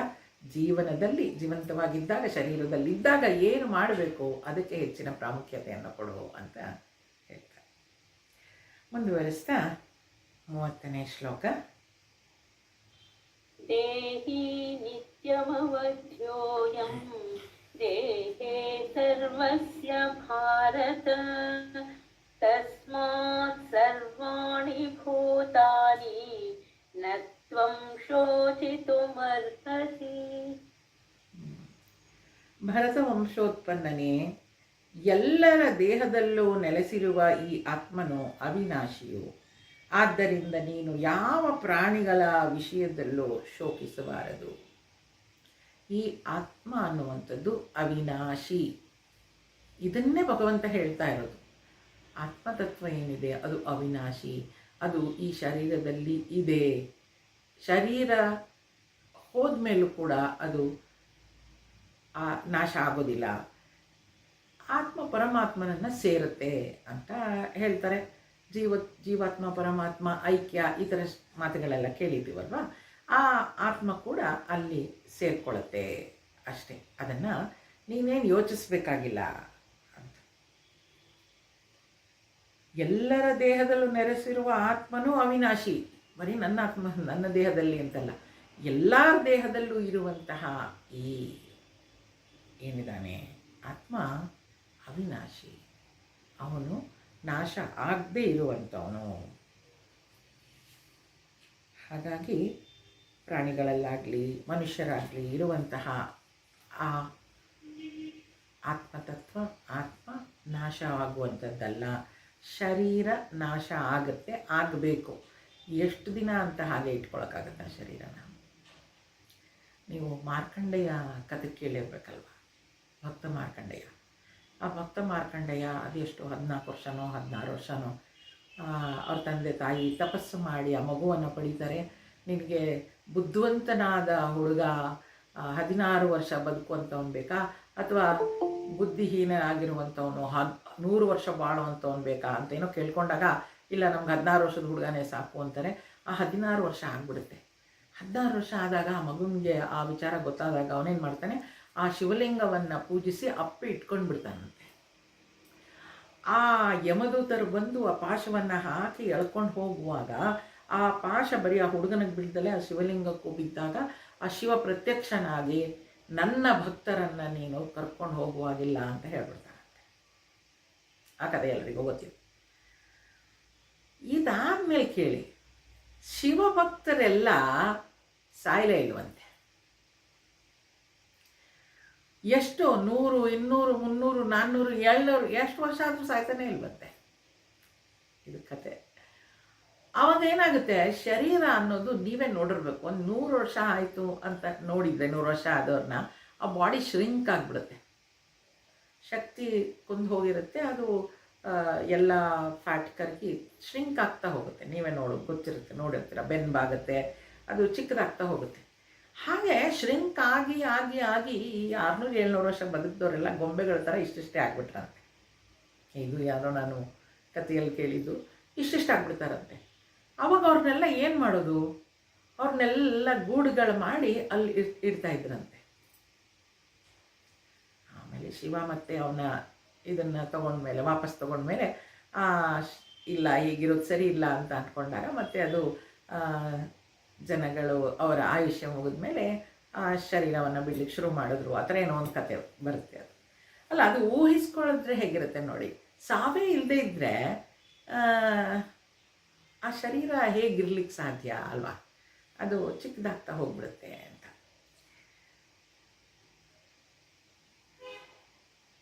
ಹುಟ್ಟಿದ ಮೇಲೆ ಈ ಶರೀರ ಸಾಯಲೇಬೇಕು, ಹುಟ್ಟಬೇಕು, ಬೆಳಿಬೇಕು, ಅದನ್ನು ಕೊನೆ ಆಗಲೇಬೇಕು. ಆದರೆ ಆ ಎಲ್ಲರ ದೇಹದಲ್ಲಿರುವಂತಹ ಆತ್ಮ ಏನಿದ್ದಾನೆ ಅವನು ಅವಿನಾಶಿ. ಅವನನ್ನು ನಾಶ ಮಾಡಲಿಕ್ಕೆ ಸಾಧ್ಯ ಇಲ್ಲ. ಆದ್ದರಿಂದ ನೀನು ಯಾವ ಪ್ರಾಣಿಗಳ ವಿಷಯದಲ್ಲೂ ಶೋಕಿಸಬಾರದು. ಯಾವ ಪ್ರಾಣಿಗಳ ವಿಷಯದಲ್ಲೂ ನೀನು ಶೋಕಿಸಬಾರದು ಅಂದರೆ ಮತ್ತೆ ಅದೇ ತೊಗೊಳ್ಬೇಕು. ನಾವು ಯಾವಾಗಲೂ ಅದನ್ನು ಅಕ್ಸೆಪ್ಟ್ ಮಾಡಿಕೊಳ್ಬೇಕು. ಏನಂತ? ಆತ್ಮ ಅವಿನಾಶಿ, ಅವನು ಹಿಂದೆನೂ ಇದ್ದ, ಈಗಲೂ ಇರ್ತಾನೆ, ಮುಂದೆನೂ ಇರ್ತಾನೆ ಅನ್ನೋದನ್ನು ಅಕ್ಸೆಪ್ಟ್ ಮಾಡ್ಕೊಳ್ಬೇಕು. ಹಾಗೆ ಅಕ್ಸೆಪ್ಟ್ ಮಾಡ್ಕೊಂಡು ಬದುಕೋದಾದರೆ ನಾನು ಹೇಗೆ ಬದುಕಬೇಕು? ಅರ್ಜುನನ ಪ್ರಶ್ನೆ ಕೇಳಿಲ್ಲ, ಇಲ್ಲಿ ಭಗವಂತ ಉತ್ತರ ಕೊಡ್ತಾ ಹೋಗ್ತಾನೆ. 31ನೇ ಶ್ಲೋಕ. ಸ್ವಧರ್ಮಮಪಿ ಚಾವೇಕ್ಷ್ಯ ನ ವಿಕಂಪಿತುಮರ್ಹಸಿ ಧರ್ಮ್ಯಾಧಿಯುದ್ಧಾತ್ರೇಯೋನ್ಯತ್ ಕ್ಷತ್ರಿಯಸ್ಯ ನ ವಿದ್ಯತೆ. ಎಷ್ಟು ಸುಂದರ ನೋಡಿ ಭಗವಂತ ಕೃಷ್ಣ ಹೇಳೋದು. ಮೊದಲು ಆತ್ಮತತ್ವವನ್ನು ವಿವರಿಸಿ ಆಯಿತು. ಅದರ್ಥ ಆಗಲಿಲ್ವಾ ನೋಡು. ಆತ್ಮ ಹುಟ್ಟುತ್ತೆ ಮತ್ತೆ ಸಾಯುತ್ತೆ ಅಂತ ಅಂದ್ಕೊಂಡ್ರೆ ಅದು ಹುಟ್ಟಿದ ಮೇಲೆ ಒಂದಿನ ಸಾಯಲೇಬೇಕಲ್ವಾ, ಯಾಕೆ ಯೋಚನೆ ಮಾಡ್ತಾ ಇದೆಯಾ ಅಂತಲೂ ಹೇಳಾಯಿತು. ಮತ್ತು ಅಲ್ಲಿರುವಂತಹ ಚೈತನ್ಯ ಶಕ್ತಿ ಅದು ಅವಿನಾಶಿ, ಯಾವಾಗಲೂ ಇದ್ದಿದ್ದೇ ಅಂತಲೂ ಹೇಳಾಯಿತು. ಇಷ್ಟು ಗೊತ್ತಾಗಲಿಲ್ವಾ ನಿನಗೆ ಅಂತ ಹೇಳಿದ್ರೆ ಮುಂದೆ ಏನು ಹೇಳ್ತಾ ಇದ್ದಾನೆ, ಬೇಡ ಅದೆಲ್ಲ ಆತ್ಮತತ್ವ ಅದು ಎಲ್ಲ ಬಿಟ್ಬಿಡೋಣ. ಈಗ ನಿನ್ನ ವ್ಯಕ್ತಿತ್ವ ಏನಿದೆ, ಒಬ್ಬ ಕ್ಷತ್ರಿಯ ರಾಜ ನೀನು, ನಿನ್ನ ಬಗ್ಗೆ ಯೋಚಿಸೋಣ. ಏನು ಹೇಳ್ತಾನೆ, ಸ್ವಧರ್ಮದ ದೃಷ್ಟಿಯಿಂದ ನೋಡುವುದಾದರೆ ನೀನು ಅಳಬಾರದು, ಏಕೆಂದರೆ ಕ್ಷತ್ರಿಯನಿಗೆ ಧರ್ಮಯುದ್ಧಕ್ಕಿಂತ ಉತ್ತಮವಾದುದು ಬೇರೆ ಇನ್ನೊಂದಿಲ್ಲ. ಕ್ಷತ್ರಿಯ ತಾನೇ ನೀನು, ಬಿಡು ಆತ್ಮತತ್ವ ನನ್ನವರು ನಿನ್ನವರು ಅವೆಲ್ಲ ಹೇಳಾಗೋಯ್ತು. ಇವಾಗ ನೀನೊಬ್ಬ ಕ್ಷತ್ರಿಯ ತಾನೇ, ಯುದ್ಧ ಭೂಮಿಯಲ್ಲಿ ಇದೆಯಾ ತಾನೇ, ಏನು ಮಾಡ್ಬೇಕು ನೀನು? ಧರ್ಮ ಸಂಸ್ಥಾಪನೆಗಾಗಿ, ನಿನ್ನವರನ್ನು ಕಾಪಾಡಲಿಕ್ಕಾಗಿ, ಒಳ್ಳೆತನವನ್ನು ಕಾಪಾಡಲಿಕ್ಕಾಗಿ ನೀನು ಯುದ್ಧವನ್ನು ಮಾಡಲೇಬೇಕು. ನೀನೊಬ್ಬ ರಾಜ್ಯವನ್ನು ವಿಸ್ತರಿಸಬೇಕು, ನಿನ್ನ ಪ್ರಜೆಗಳನ್ನು ಕಾಪಾಡಬೇಕು, ಅದು ನಿನ್ನ ಡ್ಯೂಟಿ. ಆ ದೃಷ್ಟಿಯಿಂದನಾದರೂ ನೀನು ಯುದ್ಧ ಮಾಡಬೇಕು. ಎಷ್ಟು ಸುಂದರವಾಗಿ ವರ್ಣಿಸ್ತಾನೆ ನೋಡಿ ಭಗವಂತ. ನಾನು ಹೇಳಿದೆ ಅಲ್ವಾ, ಮೊದಲು ಅತ್ಯಂತ ಉತ್ತಮವಾದ ವಿಚಾರ ಏನದು, PhD ಲೆವೆಲಲ್ಲಿ ಹೇಳುವಂಥದ್ದು ಆತ್ಮತತ್ವ. ಅದನ್ನು ಹೇಳಿ ಅರ್ಥ ಆಗಲಿಲ್ವಾ, ನೀನು ಶರೀರವನ್ನೇ ಆತ್ಮ ಅಂದ್ಕೊಂಡಿದ್ಯಾ, ಅದು ಇರಲಿ, ಶರೀರ ಹುಟ್ಟತ್ತೆ ಸಾಯುತ್ತೆ, ಅದು ಅರ್ಥ ಆಗಲಿಲ್ವಾ, ಬೇಡ, ನೀನೊಬ್ಬ ರಾಜ ಅಲ್ವಾ. ನೋಡಿ ಹೇಗೆ ಭಗವಂತ ಕೃಷ್ಣ ಅರ್ಜುನನಿಗೆ ಅವನ ಕರ್ತವ್ಯದ ಬಗ್ಗೆ ಪ್ರಜ್ಞೆಯನ್ನು ಮೂಡಿಸ್ತಾ ಇದ್ದಾನೆ, ಎಷ್ಟು ಸುಂದರವಾಗಿ ಅಲ್ವಾ. ಕ್ಷತ್ರಿಯ ಆಗಿರೋದ್ರಿಂದ ನೀನು ಅಳಬಾರ್ದು. ಕ್ಷತ್ರಿಯನಿಗೆ ಧರ್ಮಯುದ್ಧಕ್ಕಿಂತಲೂ ಉತ್ತಮವಾದುದು ಬೇರೆ ಇನ್ನೊಂದಿಲ್ಲ. ಧರ್ಮಯುದ್ಧಕ್ಕೆ ನೋಡಿ, ಮನುಷ್ಯರನ್ನಾಗಿ ನಾವು ಹುಟ್ಟಿದ ಮೇಲೆ ನಾವು 4 ಪುರುಷಾರ್ಥಗಳನ್ನು ನಾವು ಪಡ್ಕೊಳ್ಬೋದು. ಧರ್ಮ, ಅರ್ಥ, ಕಾಮ ಮತ್ತು ಮೋಕ್ಷ. ಮೊದಲನೇದು ಯಾವುದು? ಧರ್ಮ. ಆ ಧರ್ಮದಿಂದ ನಡ್ಕೊಳ್ಬೇಕು ಅಂತಲೇ ನಾನು ಸರಿಯಾದ ರೀತಿಯಲ್ಲಿ ಧರ್ಮವಾಗಿ ನಡ್ಕೊಳ್ಬೇಕು ಅನ್ನೋದಾದರೆ ನನಗೆ ಹಣ ಬೇಕಾಗುತ್ತೆ. ನನ್ನ ದಿನನಿತ್ಯದ ಇದನ್ನು ತೀರಿಸ್ಕೊಳ್ಬೇಕು ಅಂದರೆ ಬೇಕಾಗುತ್ತೆ ಹಣ. ಅದಕ್ಕೋಸ್ಕರ ನಾನು ಧರ್ಮದಿಂದಲೇ ಸಂಪಾದಿಸ್ಬೇಕು ಅದನ್ನು. ಮೊದಲು ಧರ್ಮ. ಆ ಧರ್ಮವನ್ನು ಪ್ರೊಟೆಕ್ಟ್ ಮಾಡಲಿಕ್ಕೆ, ಇಲ್ಲದಿದ್ದರೆ ನಾನು ಎಲ್ಲೋ ಕದ್ಕೊಂಡು ತಿನ್ನೋದು, ಇನ್ನೆಲ್ಲೋ ಭಿಕ್ಷೆ ಬಿಡ್ಕೊಂಡು ತಿನ್ನೋದು, ಅದೆಲ್ಲ. ಎಲ್ಲರೂ ಭಿಕ್ಷೆ ಬಿಡೋಕೆ ಹೋದರೆ ಕೊಡೋರು ಯಾರು ಅಲ್ವಾ. ಹಾಗೆ ಎಲ್ಲರೂ ಕದಿಯಕ್ಕೆ ಹೋದರೆ ಯಾರ ಹತ್ರ ಇರುತ್ತೆ ಹಣ. ಆ ಧರ್ಮವನ್ನು ಕಾಪಾಡಲಿಕ್ಕೋಸ್ಕರ ಅರ್ಥ ಕೆಲಸ ಮಾಡಬೇಕು, ಹಣ ಸಂಪಾದನೆ ಮಾಡಬೇಕು. ಆ ಧರ್ಮದಿಂದ ಸಂಪಾದನೆ ಮಾಡಿದ ಹಣದಿಂದ ನನ್ನ ಆಸೆಗಳನ್ನು ಪೂರೈಸ್ಕೊಳ್ಬೇಕು. ಆಸೆ ಬೆಟ್ಟದಷ್ಟಿರುತ್ತೆ, ಎಲ್ಲವನ್ನು ನಾನು ಪೂರೈಸ್ಕೊಳ್ಬೇಕು ಅಂತ ಹೇಳಿದರೆ ಅಧರ್ಮದಿಂದ ಸಂಪಾದನೆ ಮಾಡಿದ ದುಡ್ಡಿನಿಂದ ಮಾಡಬಾರ್ದು, ಆ ಧರ್ಮದಿಂದಲೇ ಮಾಡಬೇಕು. ಹಾಗಾಗಿ ಧರ್ಮ, ಅರ್ಥ, ಕಾಮ, ಮೋಕ್ಷ. ಆಮೇಲೆ ಅದು ಮೋಕ್ಷಕ್ಕೆ ನಾವು ರೆಡಿಯಾಗಿರ್ತೀವಿ. ಜೀವನ ಇರೋದೇ ಧರ್ಮ ರಕ್ಷಣೆಗೆ, ಧರ್ಮದಲ್ಲಿ ಬದುಕಲಿಕ್ಕೆ. ಹಾಗೆ ಈಗ ಬಿಡಿ ಹಣ ಮಾಡಲಿಕ್ಕೆ ಅಂತೆಲ್ಲ ಇದೆ, ಅಲ್ಲ ಅಲ್ಲ, ಧರ್ಮವಾಗಿ ಬದುಕಲಿಕ್ಕೆ ನಮಗೆ ಜೀವನ ಇರೋದು. ಅದೇ ಸುಪ್ರೀಂ ಗೋಲ್ ನಮಗೆ. ಧರ್ಮವಾಗಿ ನಡ್ಕೊಳ್ಬೇಕು, ಇಡೀ ಜೀವನ ಧರ್ಮವಾಗಿ ನಡ್ಕೊಳ್ಬೇಕು. ಬೇಕಾದಷ್ಟು ಉದಾಹರಣೆಗಳಿದೆ. ಸತ್ಯ ಹರಿಶ್ಚಂದ್ರ ಅಲ್ವಾ, ಅವರೆಲ್ಲ ಯಾಕೆ ಅಷ್ಟೊಂದು ಧರ್ಮವಾಗಿ ನಡ್ಕೊಳ್ಬೇಕಾಗಿತ್ತು? ಒಂದು ಸುಳ್ಳು ಹೇಳಿದರೆ ಸಾಕಾಗಿತ್ತಲ್ವಾ. ಎಷ್ಟು ಕಷ್ಟ ನೋಡಿ ಧರ್ಮವಾಗಿ ನಡ್ಕೊಳ್ಳೋದು. ಈ ಕ್ಷತ್ರಿಯನಿಗೆ ಧರ್ಮಯುದ್ಧ ಅಂತಂದರೆ ಏನದು? ತನ್ನ ಪ್ರಜೆಗಳನ್ನು ರಕ್ಷಿಸಬೇಕು, ತನ್ನ ರಾಜ್ಯದಲ್ಲಿ ನೀತಿಯನ್ನು ಕಾಪಾಡಿಕೊಳ್ಬೇಕು. ಯೋಚನೆ ಮಾಡಿ, ಅಂತಹ ರಾಣಿಗೇನೆ ಸೆಕ್ಯೂರಿಟಿ ಅನ್ನೋದು ಸಿಕ್ಕಲಿಲ್ಲ ಆಗಿನ ಇದರಲ್ಲಿ. ಧರ್ಮವಾಗಿ ಇದ್ದು, ಧರ್ಮಿಷ್ಠರ ಮುಂದೆನೇ ಒಂದು ಹೆಣ್ಣಿಗೆ ಯಾವುದೇ ರೀತಿ ಅದು ರಾಣಿ ಆದವಳಿಗೆ. ಇನ್ನು ಯೋಚನೆ ಮಾಡಿ, ಪ್ರಜೆಗಳಲ್ಲೇ ಏನಾಗ್ತಿತ್ತು ಆಗ ಅಂತ, ಏನಾಗ್ತಿದ್ದಿರ್ಬೋದು ಅಂತ ಸುಮ್ಮನೆ ಒಂದು ವೈಲ್ಡ್ ಗೆಸ್ ಅಲ್ವಾ. ಹಾಗಾಗ್ತಾ ಇರುವಾಗ ಅರ್ಜುನ ಈ ಕ್ಷತ್ರಿಯನಾದವನು ಧರ್ಮಯುದ್ಧಕ್ಕೆ ರೆಡಿ ಆಗಬೇಕು. ಧರ್ಮಯುದ್ಧಕ್ಕಿಂತ ಉತ್ತಮವಾದದ್ದು ಬೇರೆ ಇನ್ನೊಂದು ಕೆಲಸ ಏನಿದೆ ಅವನಿಗೆ? ಅವನಲ್ಲಿ ಶಕ್ತಿ ಇದೆ, ಆಯುಧ ಇದೆ, ಮತ್ತೇನು, ಅವನೊಬ್ಬ ರಾಜ, ಎಲ್ಲವೂ ಇದೆ ಅವನ ಹತ್ರ. ಯುದ್ಧ ಮಾಡೋದಕ್ಕೆ ಅವಕಾಶ ಸಿಕ್ಕಿದೆ. ಇಷ್ಟೆಲ್ಲ ಸಿಕ್ಕಿರುವಾಗ ಆ ಧರ್ಮ ಸಂಸ್ಥಾಪನೆಗೋಸ್ಕರ ಅವನು ಯುದ್ಧ ಮಾಡಬೇಕು. ಧರ್ಮ ಯುದ್ಧಕ್ಕಿಂತ ಉತ್ತಮವಾದದ್ದು ಬೇರೆ ಏನಿದೆ ಒಬ್ಬ ಕ್ಷತ್ರಿಯನಿಗೆ? ಅದನ್ನು ನೀನು ಮಾಡಬೇಕು. ಅದೇ ನಿನ್ನ ಸ್ವಧರ್ಮ. ಸ್ವಧರ್ಮ ಅಂದರೆ ನಮ್ಮ ಧರ್ಮ ಏನಿದೆ, ಸ್ವಧರ್ಮ, ಒಂದು ವ್ಯಾವಹಾರಿಕ ಧರ್ಮ. ಈಗ ನಾನು ಮನೆಯಲ್ಲಿ ಒಂದು ತಾಯಿ ಆಗಿದ್ದೀನಿ ಅಂದರೆ ತಾಯಿಯ ಧರ್ಮ ಏನು? ಆ ಮಕ್ಕಳನ್ನು ಚಂದದಲ್ಲಿ ಬೆಳೆಸಿ ಮನೆಯನ್ನು ಚಂದದಲ್ಲಿ ನೋಡಿಕೊಂಡು ಅದು ನನ್ನ ಧರ್ಮ. ಒಬ್ಬ ಸನ್ಯಾಸಿ ಆದವನಿಗೆ ಹೇಗಿರಬೇಕು? ಎಲ್ಲವನ್ನು ತ್ಯಜಿಸಿ ಅವನು ಆ ಧರ್ಮದಲ್ಲಿರಬೇಕು. ಆ ಸಂಸಾರದಲ್ಲಿದ್ಕೊಂಡು ಸನ್ಯಾಸಿಗಳಾಗೋದು, ಸನ್ಯಾಸದಲ್ಲಿದ್ಕೊಂಡು ಸಂಸಾರ ಮಾಡೋದು ಈಗಲೂ ಒಪ್ಪಲ್ಲ ಅಲ್ವಾ? ಜಗತ್ತು ಒಪ್ಪೋದಿಲ್ಲ, ಅದು ಧರ್ಮದಲ್ಲ, ಸ್ವಧರ್ಮ. ಅದರಿಂದ ಆ ಧರ್ಮಕ್ಕೆ ನಮ್ಮ ಧರ್ಮ ಏನು ಅಂತ ಸರಿಯಾಗಿ ತಿಳ್ಕೊಳ್ಬೇಕು. ನಾವು ಆ ಧರ್ಮವನ್ನು ಪಾಲಿಸಬೇಕು. ಇದು ಹೇಳುವಾಗ ನಮಗೆಲ್ಲ ಸ್ವಾಮೀಜಿಯವರು ಒಂದು ಕತೆ ಹೇಳ್ತಾ ಇದ್ರು.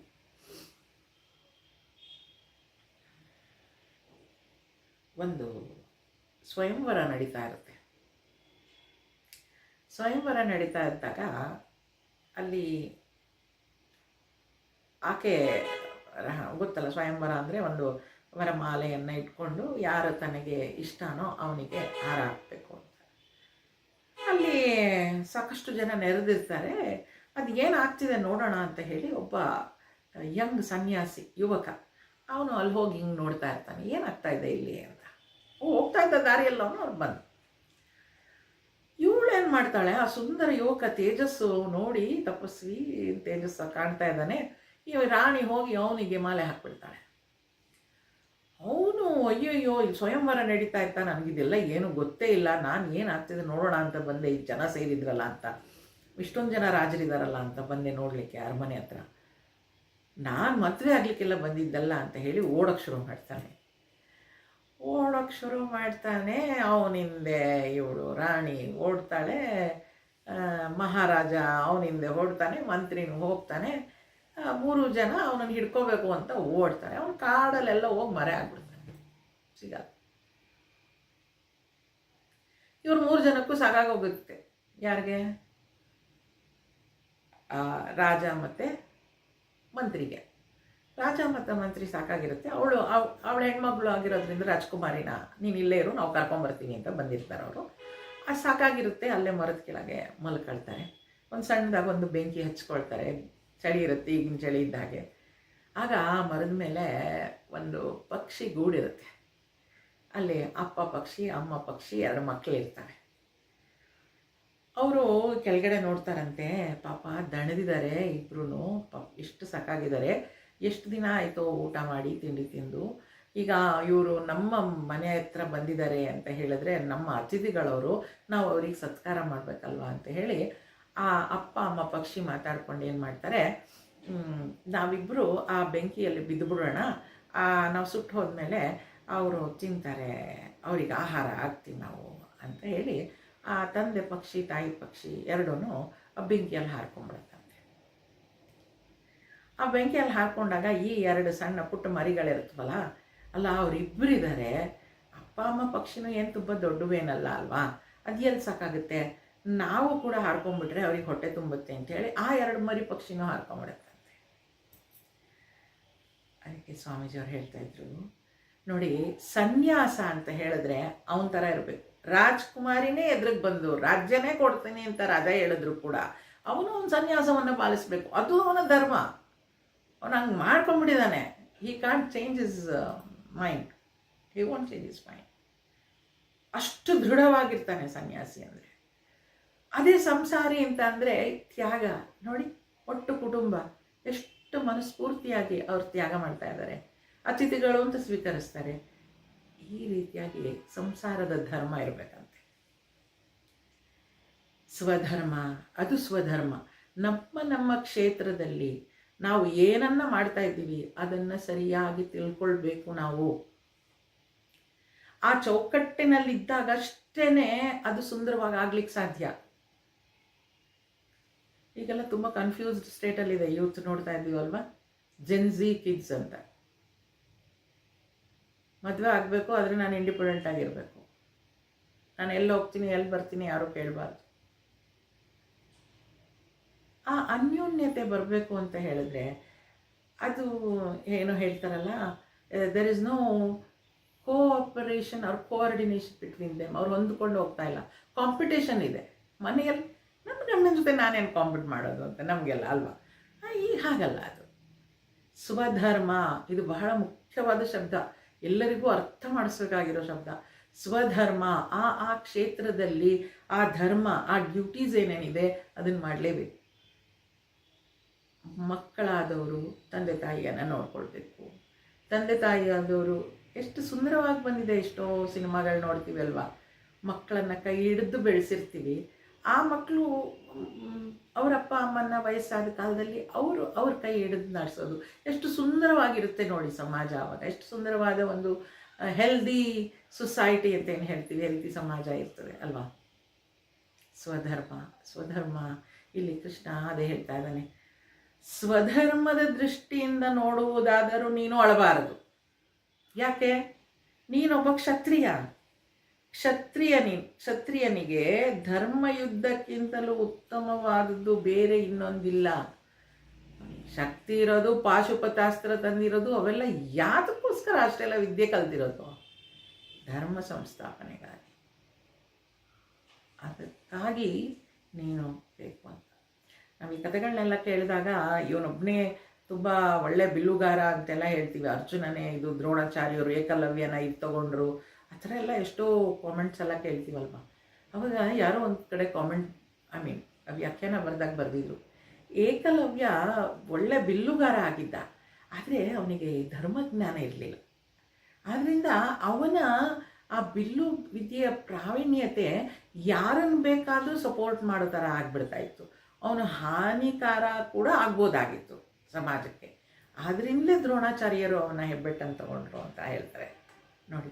ಧರ್ಮವನ್ನು ಸ್ಥಾಪಿಸಬೇಕಾದ್ರೆ ಬರೀ ಶಕ್ತಿ ಇದ್ದರೆ ಸಾಲದು, ಅದಕ್ಕೆ ಸಮನಾದ ಒಂದು ಜ್ಞಾನ ಕೂಡ ಇರಬೇಕು ಅಲ್ವಾ. ಆ ಧರ್ಮ ಅನ್ನೋದು ಏನು? ಮನುಷ್ಯರಾಗಿ ಹುಟ್ಟಿದ್ದೇವೆ, ಆ ಧರ್ಮ ಅನ್ನೋದು ಏನು? ಅದರಿಂದಲೇ ಧರ್ಮ, ಅರ್ಥ, ಕಾಮ, ಮೋಕ್ಷ ಇದನ್ನು ಹೇಳುವಾಗ ಮೊದಲು ಧರ್ಮನೇ ಹೇಳೋದು. ನಾವು ಮನುಷ್ಯ ಧರ್ಮ ಅಂತ ಮತ್ತೆ ಎಲ್ಲ ಕಡೆ ಆ ಧರ್ಮದ ಬಗ್ಗೆನೇ ವಿವರಣೆಯನ್ನು ಕೊಡೋದು. ಭಗವಂತ ಕೃಷ್ಣ ಹೇಳ್ತಾನೆ, ನೀನು ಕ್ಷತ್ರಿಯ, ನೀನು ಅದಕ್ಕೆ ಆಳ್ಬೇಕಾಗಿಲ್ಲ. ಉತ್ತಮವಾದದ್ದು ಅಂದರೆ ಅವನಿಗೆ ಧರ್ಮ ಅಷ್ಟೆಲ್ಲ ನಿನಗಿರುವಂತಹ ಶಕ್ತಿ, ಪಾಶುಪತಾಸ್ತ್ರ ಎಲ್ಲ ಪಡ್ಕೊಂಡಿದ್ಯಾ, ಇಷ್ಟೊಂದು ವಿದ್ಯೆಯನ್ನು ಪಡ್ಕೊಂಡಿದ್ಯಾ, ಜ್ಞಾನ ಕೂಡ ಇದೆ ನಿನಗೆ. ಈ ಧರ್ಮವನ್ನು ರಕ್ಷಿಸೋದು ಬಿಟ್ಟರೆ ಬೇರೆ ಅದಕ್ಕಿಂತ ದೊಡ್ಡ ಕೆಲಸನೇ ಇಲ್ಲ, ಬೇರೆ ಇನ್ನೊಂದಿಲ್ಲ ನಿನಗೆ. ಅದರಿಂದ ನೀನು ಅಳಬಾರ್ದು, ಯುದ್ಧಕ್ಕೆ ತಯಾರಾಗು ಅಂತ ಹೇಳ್ತಾನೆ. ಇನ್ನು ಒಂದು ಶ್ಲೋಕವನ್ನು ನೋಡೋಣ, ಯಾಕೆಂದರೆ ಅದೇ ಕಂಟಿನ್ಯೂಯೇಷನಲ್ಲಿದೆ. 32ನೇ ಶ್ಲೋಕ. ಯದೃಚ್ಛಯಾ ಚೋಪಪನ್ನಂ ಸ್ವರ್ಗದ್ವಾರಮಪಾವೃತಂ ಸುಖಿನಃ ಕ್ಷತ್ರಿಯಾಃ ಪಾರ್ಥ ಲಭಂತೆ ಯುದ್ಧಮೀದೃಶಂ. ನೋಡಿ, ತಾನಾಗಿ ಇಚ್ಛಿಸದೆ ಬಂದೊದಗಿರುವ ನಿನಗಾಗಿ ಸ್ವರ್ಗದ ಬಾಗಿಲನ್ನೇ ತೆರೆಯುವ ಈ ರೀತಿಯ ಯುದ್ಧವನ್ನು ಭಾಗ್ಯಶಾಲಿಗಳಾದ ಕ್ಷತ್ರಿಯರಷ್ಟೇ ಪಡೆಯುವರು. ತಾನಾಗಿ ಇಚ್ಛಿಸದೆ ಬಂದೊದಗಿರುವ, ಇವರೇನು ಯುದ್ಧ ಮಾಡಬೇಕು ಅಂತ ಹೋದವರಲ್ಲ. ಅವ್ರು ಹೇಳ್ದ ಹಾಗೆ 12 ವರ್ಷ ವನವಾಸ, 1 ವರ್ಷ ಅಜ್ಞಾತವಾಸ ಮುಗಿಸಿ ನಮಗೆ ಕೊಡ್ತೀವಿ ಎಂದಿದ್ದ ಜಾಗ ಅಷ್ಟು ಕೊಡಿ ಎಂದು ಕೃಷ್ಣ ಸಂಧಾನಕ್ಕೆ ಹೋಗಿ ಒಂದು 5 ಹಳ್ಳಿ ಕೊಡು ಅಂದರು. ಕೊಡೋದಲ್ಲ, ಯುದ್ಧಕ್ಕೆ ನಿಂತವ್ರಿಗೆ ಇವರು. ಇವನಾಗಿ ಇಷ್ಟಪಟ್ಟಿಲ್ಲ ಯುದ್ಧ ಮಾಡಬೇಕು ಅಂತ, ಸಂಧಿ ಮಾಡ್ಕೊಳ್ಳೋ ಪ್ರಯತ್ನ ಪಟ್ಟರು, ಆಗದೆ ಇರುವಾಗ ಅನಿವಾರ್ಯ ಆಗಿದೆ ಯುದ್ಧ ಮಾಡೋದಕ್ಕೆ. ಈ ಪರಿಸ್ಥಿತಿಗಳು ನಮಗೂ ಅಷ್ಟೇ ನೋಡಿ, ತಳ್ಕೊಂಡು ಹೋಗಿ ಮಾಡಿಸ್ತು ಅಂತ ಹೇಳ್ತೀವಿ ಎಷ್ಟೋ ವಿಚಾರಗಳನ್ನ. ನಮಗೇನು ಆ ಥರ ಮಾಡಬೇಕು ಅಂತ ಇರಲ್ಲ, ಆದರೆ ಮಾಡಿಸ್ಬಿಡುತ್ತದು. ತಾನಾಗಿ ಇಚ್ಛಿಸದೆ ಬಂದೊದಗಿರುವ ನಿನಗಾಗಿ ಸ್ವರ್ಗದ ಬಾಗಿಲನ್ನೇ ತೆರೆಯುವ ಈ ರೀತಿಯ ನೋಡಿ, ಒಬ್ಬ ರಾಜನಿಗೆ ಧರ್ಮಕ್ಕಾಗಿ ಯುದ್ಧವನ್ನು ಮಾಡಿದಾಗ ಅವನು ವೀರ ಮರಣವನ್ನು ಹೊಂದಿದ್ರೆ ಸ್ವರ್ಗಕ್ಕೆ ಹೋಗ್ತಾನೆ, ಗೆದ್ದರೆ ರಾಜನಾಗ್ತಾನೆ ಅಲ್ವಾ. ಆ ರೀತಿಯಾಗಿ ಯುದ್ಧ ನಿನಗೆ ಬಂದಿದೆ. ನೀನೇನು ಕಾಲು ಕೆರ್ಕೊಂಡು ನಾನು ರಾಜ್ಯ ವಿಸ್ತಾರ ಮಾಡ್ತೀನಿ ಅಂತ ಹೇಳಿ ನನಗೇನೇನು ಯುದ್ಧಕ್ಕೆ ಹೋಗಿರೋದಲ್ಲ. ಇದು ಆ ಪರಿಸ್ಥಿತಿ ನಿನ್ನ ಮುಂದೆ ಬಂದಿದೆ, ಅದರಿಂದ ಯುದ್ಧವನ್ನು ಮಾಡು. ಈ ರೀತಿಯ ಯುದ್ಧ ಭಾಗ್ಯಶಾಲಿಗಳಿಗಾಗಿ, ಭಾಗ್ಯಶಾಲಿಗಳಾದ ಕ್ಷತ್ರಿಯರಷ್ಟೇ ಪಡೆಯುವರು. ಈ ಬೇರೆ ಎಲ್ಲ ರಾಜರು ಯುದ್ಧಗಳು ಬೇಕಾದಷ್ಟು ಮಾಡ್ತಾರೆ, ಆದರೆ ಯಾವ ರಾಜ ಭಾಗ್ಯಶಾಲಿ ಆಗಿರ್ತಾನೋ ಅವನಿಗೆ ಮಾತ್ರ, ಅಂಥ ಕ್ಷತ್ರಿಯನಿಗೆ ಮಾತ್ರ ಈ ರೀತಿಯ ಧರ್ಮ ಸಂಸ್ಥಾಪನೆಗೋಸ್ಕರ ಮಾಡುವ ಯುದ್ಧದ ಅವಕಾಶ ಸಿಗುತ್ತೆ ಅಂತ. ಅಷ್ಟೇ ಎಷ್ಟೋ ವಿಚಾರಗಳು ನಮ್ಗೆ ಮಾಡಲಿಕ್ಕೆ ಇಷ್ಟ ಇರೋದಿಲ್ಲ, ಆದರೂ ಧರ್ಮಕ್ಕೋಸ್ಕರ, ಧರ್ಮ ಸಂಸ್ಥಾಪನೆಗೋಸ್ಕರ ಕೆಲವು ಮಾತುಗಳನ್ನು ಆಡಬೇಕಾಗತ್ತೆ. ಆಡಿ ಕೂಡ ಕೆಟ್ಟವರಾಗ್ತೀವಿ, ಅದೆಲ್ಲ ಇರಲಿ. ಆದರೆ ಆ ಭಗವಂತ ನಮ್ಮ ಕೈಲಿ ಆ ಮಾತನ್ನು ಹೇಳಿಸ್ಬೇಕು ಅಂತ ಇದ್ದಾಗ ಅದು ನಮ್ಗೆ ಗೊತ್ತಿಲ್ಲದಲ್ಲೇ ಬಂದ್ಬಿಡುತ್ತೆ, ಆಚೆ ಹೇಳ್ಬಿಡ್ತೀವಿ. ಹಾಗೆ ಇಲ್ಲೂ ಕೂಡ ತಾನಾಗಿ ಇಚ್ಛಿಸದೆ ಬಂದೋಗಿ, ನೀನೇನು ಇನ್ವೈಟ್ ಮಾಡಲಿಲ್ಲ, ಬಂದಿದೆ. ಆದ್ದರಿಂದ ಇದು ಸ್ವರ್ಗದ ಬಾಗಿಲನ್ನೇ ತೆಗಿತಾ ಇದೆ. ವೀರ ಮರಣವನ್ನು ಹೊಂದಿದ್ರೆ ಯುದ್ಧ ಭೂಮಿಯಲ್ಲಿ ರಾಜನಾದವನು, ಕ್ಷತ್ರಿಯನಾದವನು ಸ್ವರ್ಗಕ್ಕೆ ಹೋಗೋದು. ಯಾಕೆ? ಅಲ್ಲಿ ಕಾರಣ ಇರೋದು ಧರ್ಮ ಸಂಸ್ಥಾಪನೆ. ಆ ಧರ್ಮ ಸಂಸ್ಥಾಪನೆಗೋಸ್ಕರ ನೀನು ಯುದ್ಧವನ್ನು ಮಾಡ್ತಾ ಇದೆಯಾ. ಆದ್ದರಿಂದ ಇಂಥ ಅವಕಾಶ ಎಲ್ರಿಗೂ ಸಿಗೋದಿಲ್ಲ. It's a very rare opportunity. ಭಾಗ್ಯಶಾಲಿಗಳಿಗೆ ಮಾತ್ರ ಸಿಗುತ್ತೆ. ಅಂತಹ ಕ್ಷತ್ರಿಯರಿಗಷ್ಟೇ ಸಿಗ್ಲಿಕ್ಕೆ ಸಾಧ್ಯ ಅದು. ಆದ್ದರಿಂದ ಯುದ್ಧವನ್ನು ಮಾಡು, ಯೋಚಿಸಬೇಡ ಅಂತ ಹೇಳ್ತಾ ಇದ್ದಾನೆ. ಮುಂದುವರ್ಸೋಣ, ಅಲ್ಲಿಗೆ ನಿಲ್ಲಿಸಿರ್ತೇನೆ ಇವತ್ತು. ಹಸತೋ ಮಾ ಸದ್ಗಮಯ ತಮಸೋ ಮಾ ಜ್ಯೋತಿರ್ಗಮಯ ಮೃತ್ಯೋರ್ಮಾ ಅಮೃತಂಗಮಯ. ಓಂ ಶಾಂತಿ ಶಾಂತಿ ಶಾಂತಿ. ಹರಿ ಓಂ. ಶ್ರೀ ಗುರುಭ್ಯೋ ನಮಃ. ಹರಿ ಓಂ.